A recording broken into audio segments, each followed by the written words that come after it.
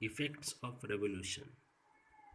The revolution of the earth around the sun directly or indirectly affects the life on the earth and causes various natural phenomena. जो revolution होता है around the सन वो directly और indirectly पृथ्वी के प्राणियों पर असर करता है and causes various natural phenomena. For example difference in the duration of day and night. मतलब जो डे में ड्यूरेशन होता है समय और नाइट में जो ड्यूरेशन होता है समय उसमें वो डिफरेंस बनाता है. Difference in the distribution of heat over the surface of the earth.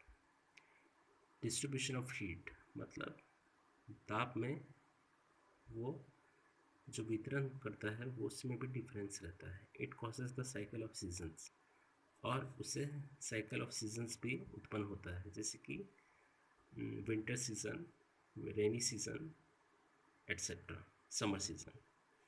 The change in the seasons is one of the major effects of the earth revolution. इसका सबसे मेजर इफेक्ट्स क्या होता है? Change in the seasons. अब पढ़ते हैं aphelion and perihelion. The Earth revolves around the Sun along a fixed path called orbit.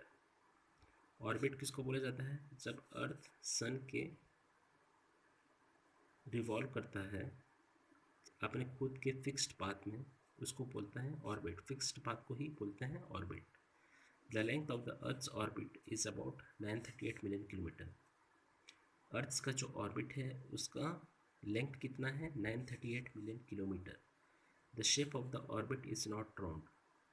और उसका शेप जो है वो राउंड नहीं है, गोल नहीं है. इट इज़ एलिप्टिकल और Oval.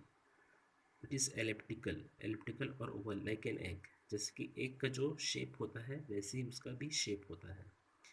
Therefore it is also known as ellipse. Orbit को एलिप्स भी बोला जाता है. Since the orbit is elliptical and the sun is located at one focus of the ellipse, the distance between the earth and the sun changes throughout the year.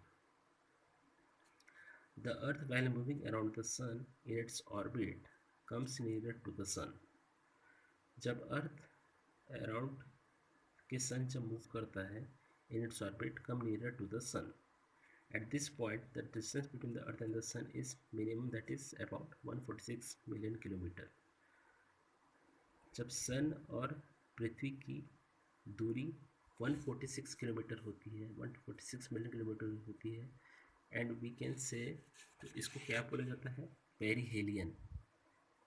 Then that the earth is in perihelion. Peri means near and helios means the sun. This happens on or around January 4 of every year. Similarly, during revolution, when the earth reaches to a point in its orbit where the distance between the earth and the sun is maximum, about 151 million kilometer, the earth is said to be in aphelion. जब अर्थ और सन की maximum दूरी 151 million kilometre होती है तो उसको aphelion बोला जाता है. Ap means away from sun, helios means sun. This happens on or around July 4 every year. During every, ये जिसकी यहाँ पे पिक्चर दिया गया है, ये सन है, ये January 4, यानी ये क्या होता है? Perihelion, which is 146 million kilometer away from sun. This is earth and this is also earth. तो इसको बोलते हैं एफिलियन, सॉरी पेरिहेलियन, और इसको बोलते हैं एफिलियन. ठीक है. ड्यूरिंग एवरी कंप्लीट रेवोल्यूशन, पूरे कंप्लीट जब रेवोल्यूशन करता है, the distance between the earth and the sun varies only by about 3%. Therefore, the average distance between the Earth and the Sun is about 148.5 million kilometer. तो average distance कितना रहता है सन और अर्थ के बीच में? 148.5 million kilometre. Multiple choice questions.